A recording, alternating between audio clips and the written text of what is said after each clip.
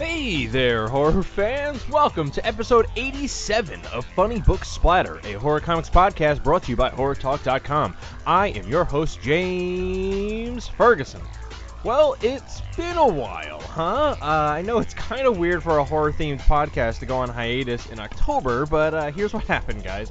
New York Comic Con screwed up my schedule big time. It happened to fall at a time when I had no other interviews lined up, so it was this perfect storm of sorts. And I've been offline for a little while. I've just recently dug myself out of that hole, and I'm getting back into the swing of things, so expect some new episodes soon, including this one. So, on with the show. This week's guest is Felipe Cagno, the writer of The Few and Cursed, which he describes as Buffy meets Mad Max in the Wild West. That's more than enough for me, I don't know about you. Anyway, Felipe is currently running a Kickstarter campaign to fund the release of the 5th issue of the series. He's had a lot of success on the platform, and I pick his brain about that, the creation of the book, and more. He also shares a pretty awesome story about his introduction to the horror genre. There's still time to get in on the Few and Cursed Kickstarter campaign, and if you're just getting into the series, there are catch-up tiers as well. Felipe can be found online on Facebook and Instagram as Felipe Cagno. Alright folks, let's get right into the long-awaited episode 87 of Funny Book Splatter with my guest, Felipe Cagno. Alright, to start us off, Felipe, how would you pitch The Few and the Cursed? So if you had to describe that to someone on the convention floor or something like that, how would you pitch the book to somebody? I would say it's a supernatural western with a post-apocalyptic twist. Or you can say it's Buffy the Vampire Slayer meets Mad Max. Cool. I like that one. I mean, that's a pretty solid one. Set in the Old West. Yeah. I mean, the Old West. Well, first off, that is a solid Buffy meets Mad Max. Like, oh my God, like that. That is such a perfect in the Old West. But yeah, never just one twist, right? Yeah. you gotta have it. It's like Wizard of Oz meets aliens. In a convenience store. Like, yeah, there's a bunch of, additions there, but that's a great logline. I feel like I've read too many or spoken to too many people where it's like, all right, I have an elevator pitch and it needs 100 floors to get there, but here we go. And it's like, oh man, like just get it in there. And I know that like this meets that kind of logline can be a pain in the ass sometimes, but like you get such a good idea of what you're in for with that kind of description. So that was solid.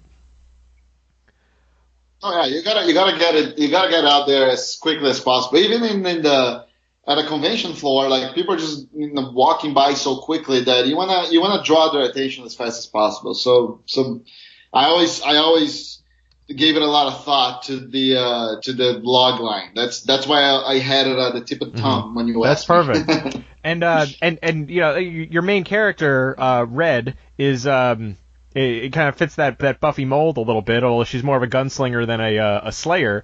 Now, can you tell me a little bit more about that character? Because she's tough as nails from what I've seen in this book so far. Huh? Yeah.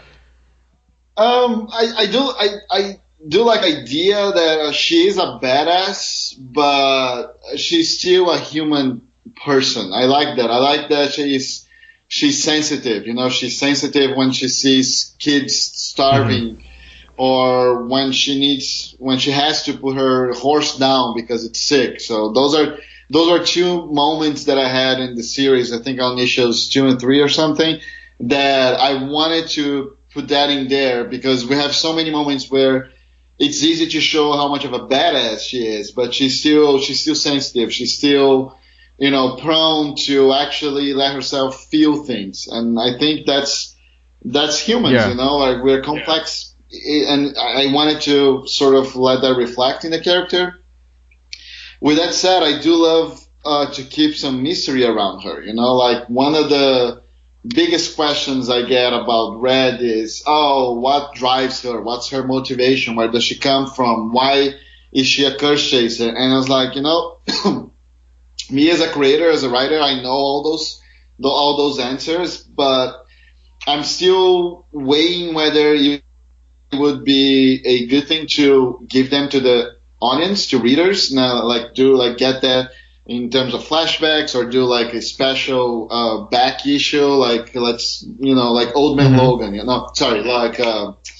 Oranges, Wolverine Orange, and I always felt that if I start picking her apart, I'm gonna lose that air of mystery around her, and that's one of the reasons that I've never given her a name. I don't think I'll ever give her a name, because when people say, "Oh, I know Red," oh, it's the redhead. It's you immediately connect to that character in a way that you want to know more about her. Like you want to know what's her name, and that's the thing. The biggest example I can give is Wolverine and Logan. When we started giving him a name, James Howlett, and seeing how he has that traumatic relationship with his father, and it's sort of the character started losing some of his essence to me, and I'm not so sure I want to go down that path with Red. No, I hope you never do. That is a really good point about Wolverine. Like, for the longest time, like I remember growing up and like getting like the Marvel trading cards, and I remember one year there was a set where it was like the biggest mysteries of the Marvel universe or something was like part of the series, and one of them was like Wolverine's real name or his backstory, because that was just a huge question mark for decades. You had no idea what his past was, and that just, it could be anything. So you kind of filled in the blanks, and every so often, like, they just throw something in there, like, oh yeah, he was fighting with Captain America in World War II or something like that, and it's like, oh yeah, like, this guy could be anything. But I think that's kind of like what Hellboy is to an extent, because like, when they made Hellboy, Mike Mignola put these huge gaps in his life. It's like he came in World War II, and then you kind of see him in present day, and then there's like 50 years in the middle where like anything goes, and like he was fighting luchador wrestlers in Mexico, and he was over here, he was like everywhere, and that's great, and you could have this kind of undefined characteristic, and I think there's a growing trend now with like not spelling that out so much for the reader or the viewer, and letting you kind of just go with the mystery. Like, not everything has to be spelled out, and I think that there's been this trend of like almost like trusting the reader a little bit more to like go with it and like and be intelligent enough to get it. Like, you don't need to sit there and go like, she was bit by a radioactive 6-shooter, and this is why she got this way. Like, you don't have to get into all that detail. It's like something is driving her, and you might like tease it here and there, but that is more than enough because you understand who this person is based off of her actions. Yeah, that's what I like to keep. Like, I like. And it's funny because when Fabiana and I created her, we never had that intention that she's going to be this mysterious character. It was never about that. It's just, the thing is, like, the very first story that we ever did with her was for another book I did called 321 Fast Comics.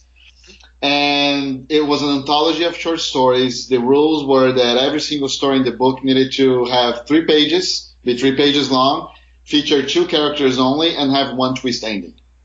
And as far as those rules were respected, anything goes. Like, you can do anything. And I approached Fabiana. I was like, "Hey, what do you want to do?" I was like, "Yeah, I want to do a Western." And I was like, "Okay."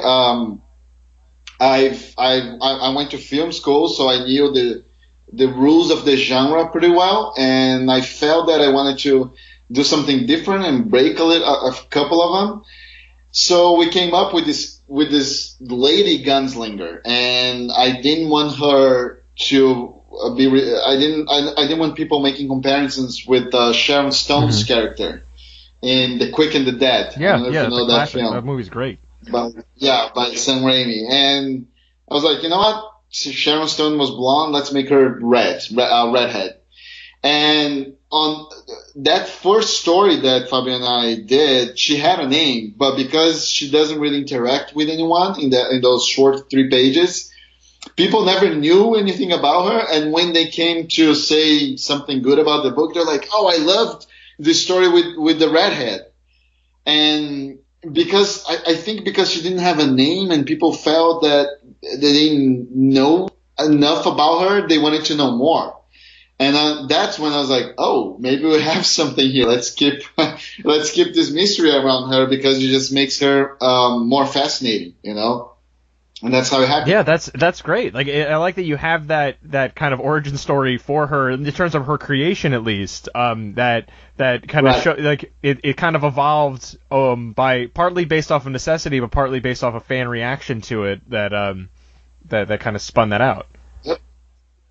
Yep. That's how it happened. It's funny how those things just sort of happen. I mean, there's no other word for it. It's not like it's not planned. Like, well, obviously, when I sit down to write a story, like I do have my structure, my 3 act structure, my outlines, my beat sheets, but some things just sort of happen naturally. Like the character just, I know it might sound corny but it's as if the character spoke to me. Hey, don't give away too much about me, Yeah, and it's funny. Now you're in the process of kickstarting the 5th issue of the Few and the Cursed. Plus, well, you also had an anthology of sorts with the Chronicles, right?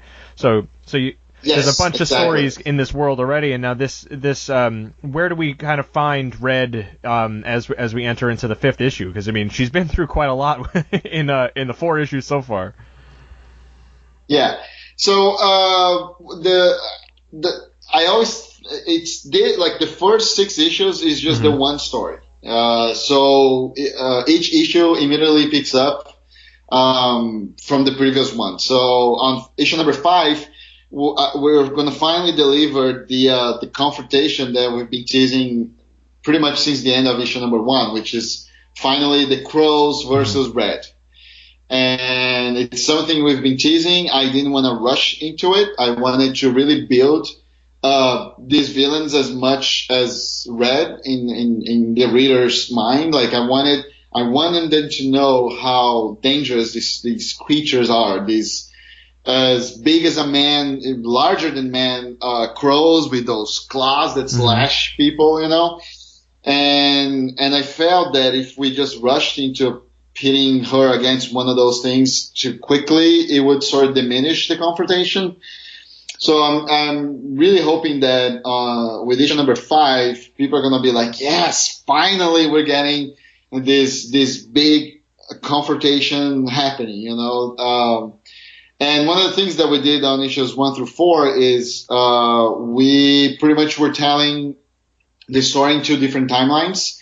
Obviously, they weave together as each issue continues. But number 5, we're sticking with just the one timeline, just the one story. So it's Red finding one of the crows, fighting this crow, and then the effects of the outcome of this fight. Basically, that's issue number 5. That's awesome, and I just love how you built it up too over time. Like it makes that confrontation all the more satisfying. That because you've invested so much time in building it up, so it's not like just a cool a gunfight with this crazy ass monster. It's much more than that. There's a lot more going on in terms of the backstory that you've seen so far, as well as the present day kind of quest for this. Yeah, I think that's and I need to give credit where credit's due. I don't think I would have taken the time or whether I would have the creative freedom to do this if not for Kickstarter, because it's a direct connection to fans, to readers, and they are the ones that gave me the freedom, and they're like, hey, take your time, do this the way you want to do it, because it's not like we have a responsibility of sorts of meeting like a monthly deadline, for instance. Like we never wanted the Few and Cursed to be a monthly title. Neither Fabiano nor myself. We always felt that we need to give our best. We need to tell the best story we can here. So, for instance, I'm in the process of writing issue number 5. And like I said, I wrote all 6 issues pretty much at once, at least the overall story arc. So I knew where I was going to start. I knew where I wanted to go with the story. But I always allowed myself some freedom to deviate here and there along the way. So issue number 5, I started writing pretty much what I had outlined before. And sort of halfway through the middle, I was like, you know what, I'm going to change everything up. I think I know this character now better. I know this character better now than I did when I did the outline. and I feel that gives me a lot of freedom to play with the characters again, to play with their world again.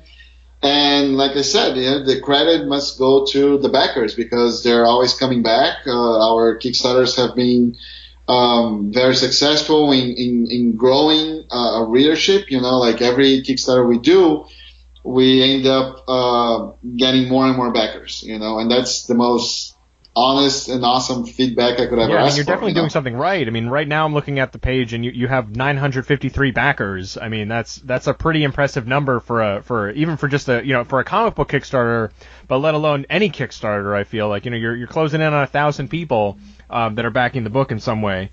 That's pretty cool.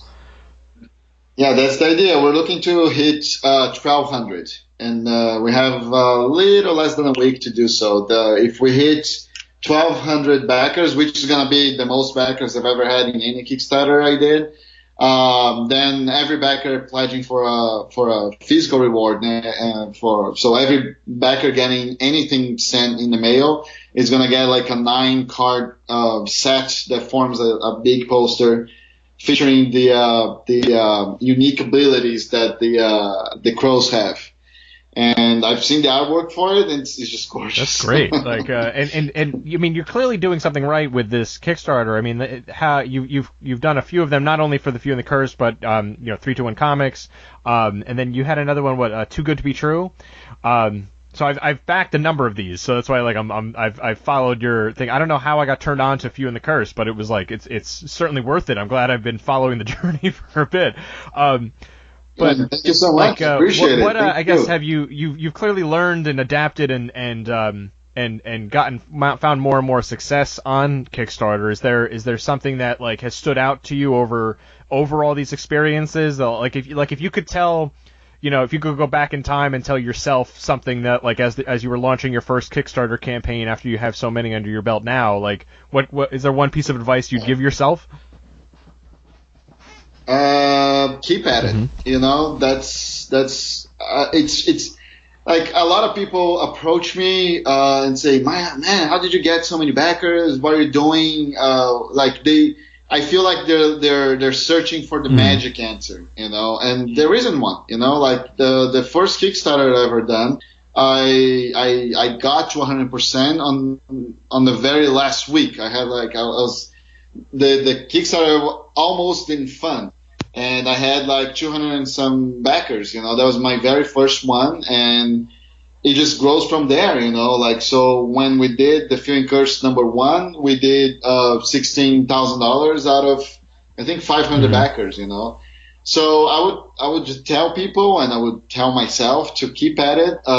If you do your job right, as far as and not during the Kickstarter. If you do your job right after the Kickstarter, which means constant communication, be always transparent, be always clear, be always honest, and if you deliver the product that you crowdfunded, like that you told people you're going to deliver, people are going to keep coming back, and I'm not going to say that there are no pitfalls or there are no problems. There are always problems and pitfalls. Like, I'm on my 10th Kickstarter, and today was a very tough day for me. I took a huge blow because my printer literally told me that the book that was approved, that had the digital proofs approved on July 16th, was supposed to be delivered on September 26th. They delayed that to October 31st. And yesterday I sent them a word, hey, so how's it going? Did you guys ship it to Florida already? When should I expect the books to arrive? Is it on Friday or Monday? And then they were like, oh, yeah, we got some bad news now. So the boat got held up in customs. And it's going to be another 3 weeks before we can get your products over to you. So, it's things out of our control. Like, I did everything right on my end. And it's a blow. It's a difficult situation. I told them, there's no way my backers are going to believe that after you guys delay my book by 6-7 weeks, now it's going to get delayed another 3-4 weeks because it's held up in customs. And what I did is I took a screenshot, I took a print screen from my conversation with the representative of the printer shop, Kraken Print. And I shared that with backers. Like, listen, guys, I'm gonna be upfront. This is what's going on. Books were supposed to be delivered by this date. It didn't because of this. You know, that's so important to be always in constant communication with backers. You know, like because problems will happen. and whether it's the printer, the post office, and how you handle them is what sets you apart. And I think like that's what has killed other Kickstarter campaigns, is that they weren't being responsive to that kind of stuff, and they weren't like, or at least like checking in, you know. So all of a sudden it's like, hey, it's been a while. Wasn't I supposed to get this comic book? And then like the person has dropped off the face of the earth, and it's like, all right, I may never get this thing now. So it's staying in communication, even just like frequent updates, like, hey man, we're still working on it, should get this thing out. Like that goes a long way.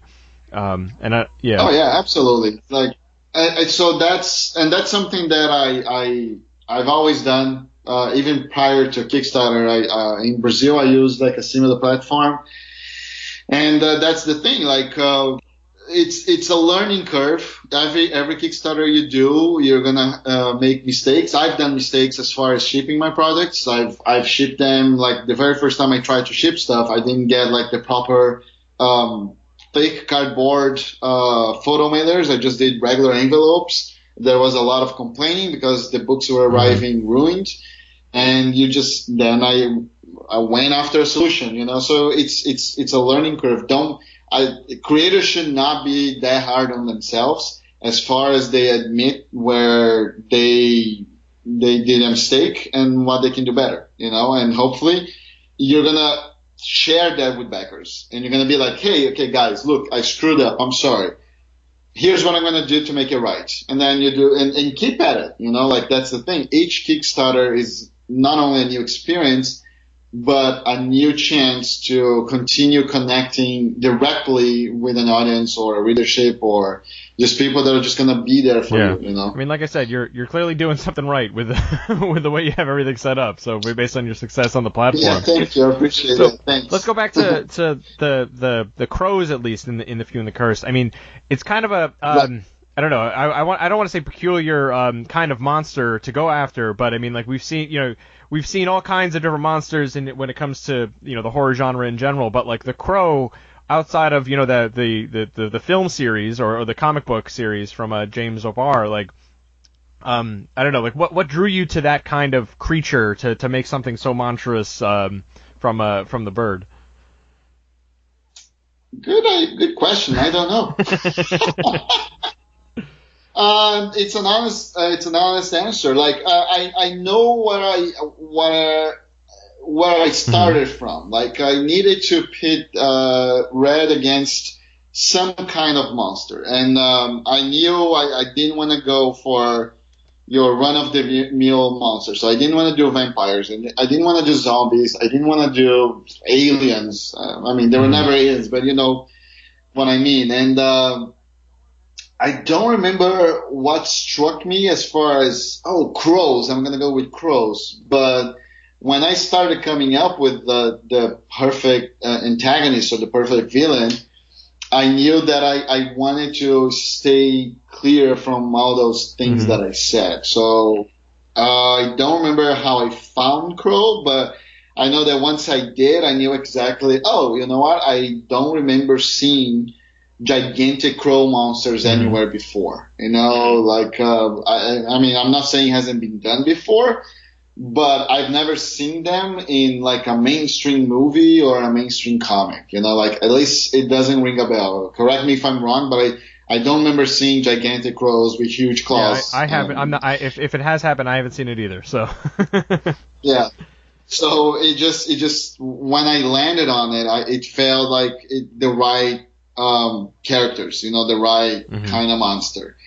And I do remember that once I thought about the crow, I did some research on crows, and man, they are a scary bunch, and they're revengeful. Yeah, they hold a grudge, from what I understand. They will remember you. If you screw over a crow, they're going to remember you. Yeah, and the funny thing is that they communicate with each other, and so all of a sudden you have like a whole murder of crows after you. And by the way, the collective for crows being murdered is just awesome. Yeah, it is a pretty like metal bird, or like definitely horror-esque bird in that sense. Like, how you can't like deny the badassness of something where it's like, oh, what do you call a collection of them? A murder. All right, cool, got it. Murder, yeah. So I don't remember how I landed on crows, but I do remember that as soon as I got that idea, it felt natural and it felt right, But I don't know, maybe some Edgar Allan Poe. I do like reading some imagery that I might have found online while researching monsters. I know that the gigantic snake that I feature on issue number 1, the Tsukali, or I don't know how you pronounce it right. I remember I was going through old Native American folklore and legends, and I knew that I wanted a monster out of those legends, that folklore, that myth, and I found the Tsukali there, so the crow might have come from there as well, like probably from some Native American tale or something. And fortunately, it sounds like your artist is okay with drawing crows. I mean, I've heard horror stories where it's like, an artist is like, if I have to draw one more horse, I'm going to kill myself. So, I can't imagine if you told them like, hey, I got an idea. The monster's going to be a crow, and it's like, man, I hate drawing birds. So. Well, I didn't. That was not the case with Fabiano. As soon as I pitched him the crows as the main villains, and he was very excited about it, and we just ran with it, I just told him about how I envisioned those crows. I remember very specifically I gave him some American vampires to read because I love how the monstrous claws and vampires are sort of depicted in that book. And we went from there, He just came up with this awesome concept, and the rest is history. That's great. I mean, having like an idea in your head and then just going, I don't know, this is what I'm thinking of, something along these lines. Like it has to be a great feeling to get like, those pages back or those designs back and see something even better than what you had envisioned. Oh, absolutely, and that's one of the beautiful things about working with a talented illustrator like Fabiano is like he can really run a lot with very little. Like in that sense, we really gelled with each other because like we don't have a lot of back and forth between us. Like usually I come up with something, we get on a call, I give him some details. A couple of days later, he comes up with something that really elevated whatever we discussed before, and I really feel like I'm really, really lucky in that sense to be working with him. Like we have a fantastic partnership that I don't think is going to end anytime soon. Like we're doing the film course number 5 now, and we're going to start number 6 in December. And once number 6 is done, we already have another 5 story arcs just planned. So we have stuff to go on for at least the next 5 or 6 years. That's awesome. Wow. Yeah, you planned this out, huh? Yeah. No. I just have a lot of stories to tell, and hopefully by the end of like what's gonna be 30, 40 issues, I think it's gonna be like a really nice tapestry, and you're gonna see this character's journey from like a badass curse chaser that we don't know exactly what drives her to I don't want to spoil what she's going to become. Yeah. So the sixth issue will close out the first arc. Is that right? The 6 issues are going to close the first arc, which is the Crows of Manolan. That's great. I mean, I'm excited because like in seeing not only the journey, because like seeing the story is great, obviously, but this idea, though, of also following you along on the terms of the creative journey and going through the different Kickstarters, it feels like, all right, every so often, like, you get the new one, or you tease it out well in that, like, between the email newsletter or Kickstarter updates, it's like you are, what we talked about before in terms of communication. You're involved every step of the way as a reader, so you build that anticipation, so that way, like, when the new Kickstarter does launch, it's like, yes, back this thing right away, and you can you kind of like start it kind of already on a great foot. So it is like a fun kind of journey, both with the story and watching it creatively. And again, give credit where credit's due. It's all about the Kickstarter backers because, like, look, every Kickstarter we do, now that we have enough backers and pledging right when we start, right on day one, it allows us to really get creative with the rewards. So by the end of the sixth Kickstarter, the seventh campaign, but for issue six, number 6, people are gonna be holding in their hands 6 comics plus Chronicles, which is a graphic novel, so 6 single issues plus a book, and they're gonna have at least 40 to 60 cards, collectible cards. And on top of that, they're gonna also have prints and magnets and coins. Like last time we were able to actually, like, Fabiano designed the crow coin, and we had that 3D printed with an antique brass finish. It's just gonna look beautiful. And so it's all about backers on Kickstarter. Like if I was going through a regular publishing routes, we would have been just working on the comics.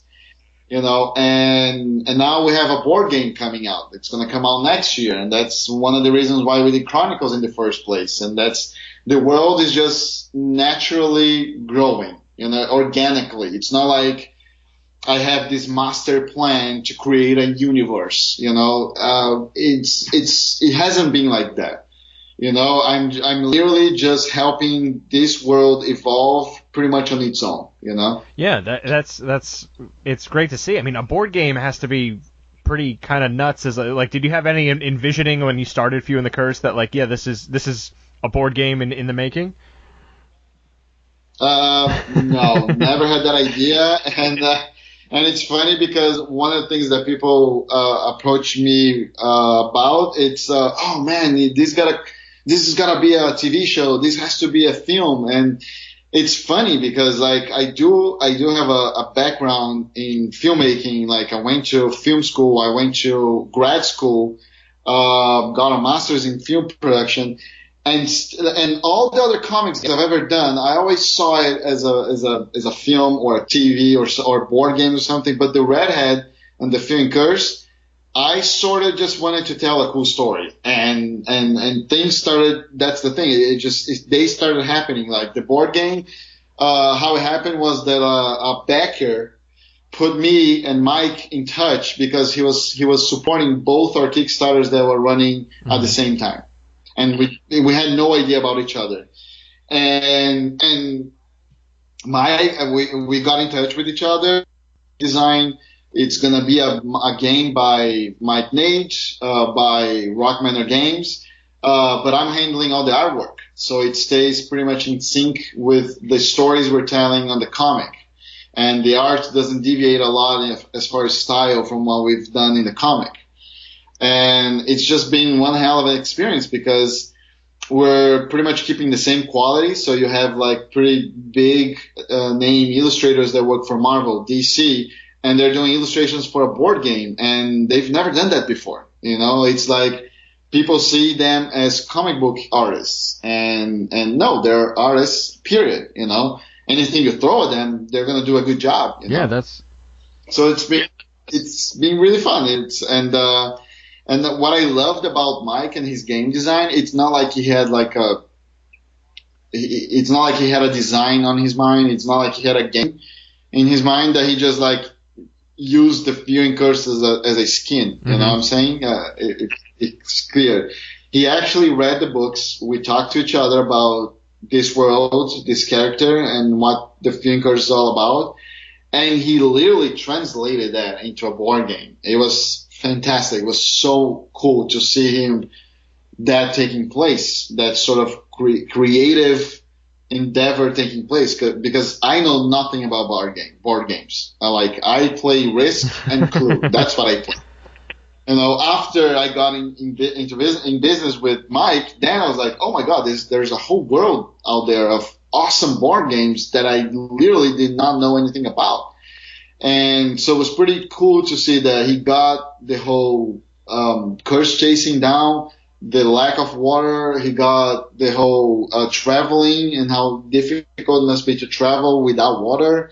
It's all there in the board game. So that was really thrilling and exciting. Yeah, I mean, there's a huge like resurgence, it seems, in board games, partially thanks to Kickstarter as well, because it's just like there was this. It seems like there was this crowd that was like begging for cool board games, and then they just blew up and embraced it wholeheartedly on Kickstarter, and it was like, it's amazing how many really great board games there are right now. I mean, Ghostbusters has one, Ninja Turtles have one. There's a lot of ones coming from the indie scene too, like Few and the Cursed.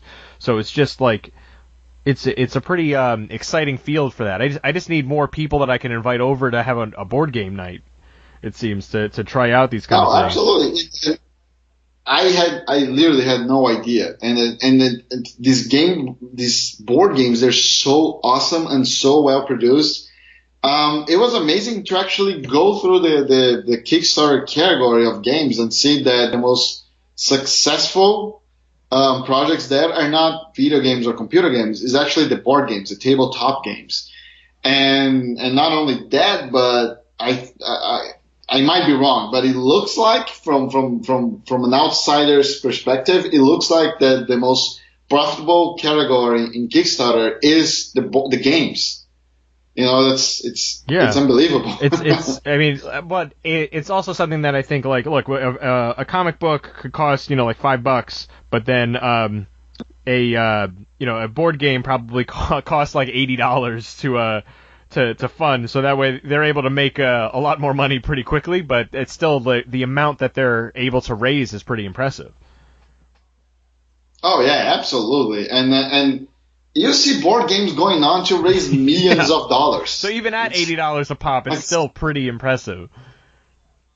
Yeah, like I backed a Gotham Chronicles board game, which looks pretty awesome. I think DC just licensed the IP to this French company, I think. I don't even know, but all I know is that the game is awesome, the miniatures are unbelievable, and the game went on to raise over $4 million.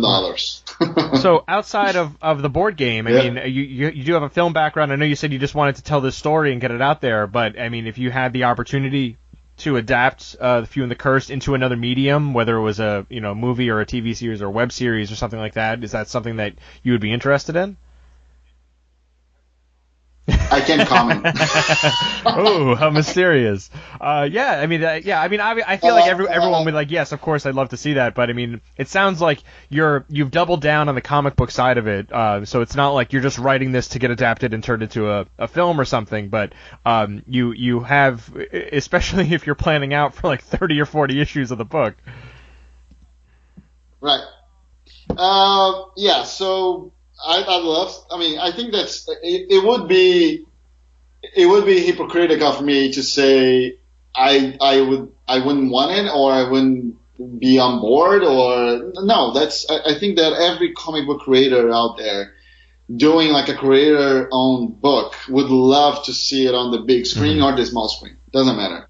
And I'm totally on board with that as well. Like, I'd love to see like an actual redhead gunslinger, kicking ass out there and chasing curses and stuff, and we'll see what happens. We'll see what happens. The board game was a phenomenal start, branching out of the comics. I think that was a good first step. I'll say that, because it literally helps to build the IP, and you see the value in it, that, it's not just comic books, it's also a board game. So the world's large enough that you can actually play in there, like you can get inside that sandbox, and there are toys that you can pick it up and play and do different things with it. I'd love to see a live adaptation or an animation. Could be like an animated feature, shorts, I don't know. And I was just joking about the whole no comment thing, because that felt like very mysterious, like the redhead. But yeah, maybe one day. No, definitely. Now, the between the monsters and the curse, I mean, like you are playing with the horror genre in a great way. Like, I guess, was what was your gateway drug into the horror genre? Was there what I find in talking to a lot of creators is that they ended up reading books or watching horror movies at a way too young of an age, and then they just kind of got fascinated with it.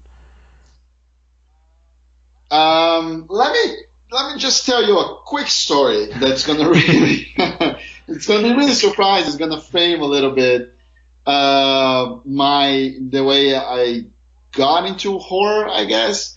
So I lived in LA for 5 years while I was pursuing my master's, and because I was with a student visa, I couldn't get any work. I could just intern. So I never stopped interning for like 3.5 years. I went from internship to internship. And my very first internship was for this company called Osla Pictures.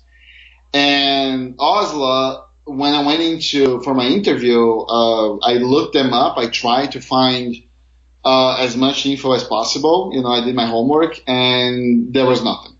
Like, literally, there was nothing on Osla Pictures online for me to check it out. That was like 10 years ago. And I was like, okay, I'll just wing it. Let's see what happens. And so I get there. I'm two creative execs are interviewing me, and very early on, I think it was like their second question probably. They were like, so what do you watch? What's your favorite genre? And my answer was, oh, I like everything. I'll watch anything but horror. And then they look at each other, exchange this look. And then one of them say, okay, this is a horror company. And then they went on to tell me that Osla Pictures was actually the horror production company of the Japanese filmmaker that first did Dark Water, The Ring back in Japan. And he was making his way to the United States. Ultimately, I did get an internship because they felt that they could scare me enough with the horror films, and that I would have like a fresh set of eyes to into the genre. And I think I would blame them because I've watched a lot of good horror films over there, even some smaller ones that I don't even think never made it to the public or anything like that. I remember that my favorite during that run was Let the Right One In. Yeah, that's a great one. The original. Like, I love that, and that was I liked it because that was my kind of horror when I watched it. How do you describe your kind of horror? I'm a very impressionable person, so like whenever I watch horror films, or I would say scary films, in the sense that it's like films that are designed to scare people, not psychological horror films like Let the Right One In, And I always get nightmares. Like my most recurring nightmare, and it's not even a pure horror film, it's barely a horror, but my most recurring nightmare is the Predator. I'm always being chased by the Predator, and I always wake up when he kills me. I never beat that stupid thing.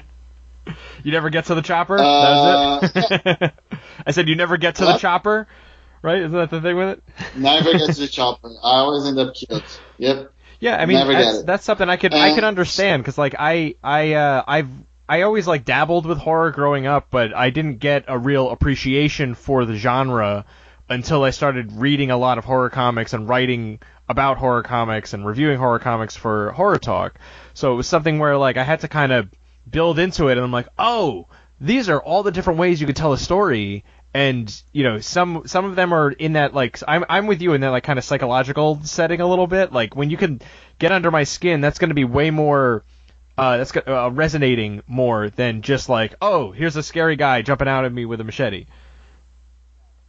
Yeah, that's the thing. That will scare me, and I'll probably have nightmares about it, especially if it's a well-designed monster, literally designed to scare you. That will have an impression on me, but not as far as I'll enjoy it. Like I like dark stuff, and sometimes you can even find dark stuff in what's not considered a horror film or TV show. Like, I feel that Westworld's pretty dark, and it's my kind of dark. I love it.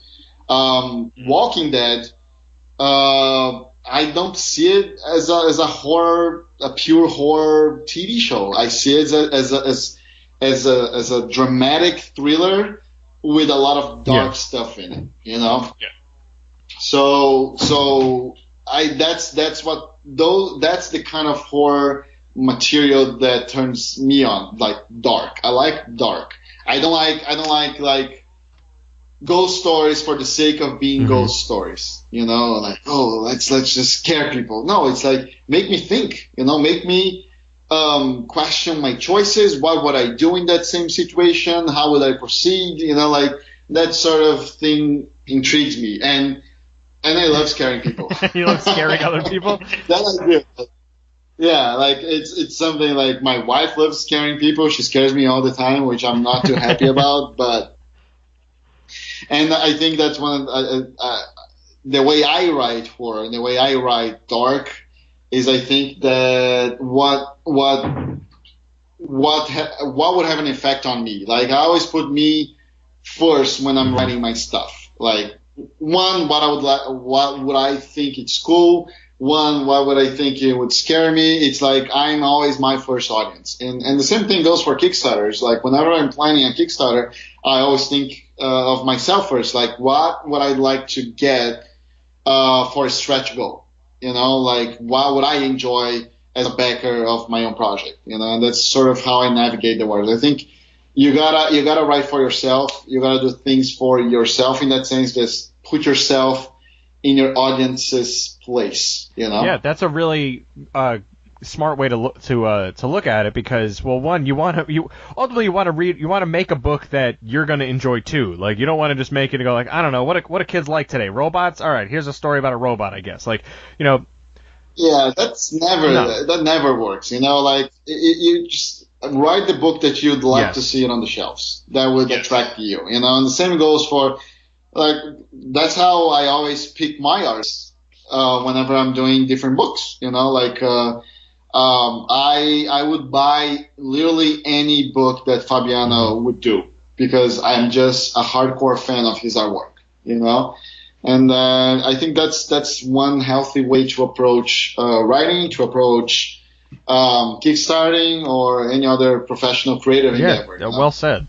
So I don't know how else what better way to kind of wrap this up, because that's such like a great closing point. But aside from the Kickstarter, which, you know, time is running out to back for the Few and the Cursed volume number 5, but of course you could pick up previous issues as well through the Kickstarter. So if you haven't had a chance to dive into this world just yet, you can catch up. There are some catch up tiers involved as well, but where are the best places to find you online? I would say Facebook and Instagram. Those are the two social networks I use the most. I know Facebook is not as big here in the United States as much as is in Brazil. Like literally in Brazil, everyone has a Facebook page, and my Facebook is open pretty much all day long because I actually work through my Facebook. Like I use Messenger to talk to artists. I browse portfolios on Facebook. So I'm usually very, very responsive on Facebook more than Instagram, and definitely more than Twitter. I don't tweet as much. In fact, most of the tweets that I have are just reposting from Facebook or Instagram. Right. And both on Facebook or Twitter or Instagram, like anywhere, just look up Felipe Cagno, and that's Felipe Cagno. Just look me up. I think I'm gonna be the only one there. All right, yeah. I mean, this is great. Like I said, it's you're definitely doing. I feel like I beat that into the ground, but I mean, like the Kickstarter campaigns deliver, and that's one of the main the biggest points you can get. But I mean, 950 plus other people can't be wrong at this point with something like The Few and Cursed. So well worth checking out. It's I mean, like you said before, Buffy and Mad Max in the old West. Like how can you not? Nothing about that sentence is bad. So, all right. So that's it then for this episode of Funny Book Splatter. I have been James Ferguson, and my guest Felipe Cagno. You've been listening to Funny Book Splatter, a horror comics podcast brought to you by HorrorTalk.com. We've been bringing you the best in horror since 2002. In addition to comics, we cover movies, TV shows, books, and video games. We've got news, reviews, guest features, interviews, unboxing videos, and much more. Be sure to sign up to Steve's Deals newsletter to increase your horror collection without breaking the bank. Check us out at HorrorTalk.com and at HorrorTalk on Twitter.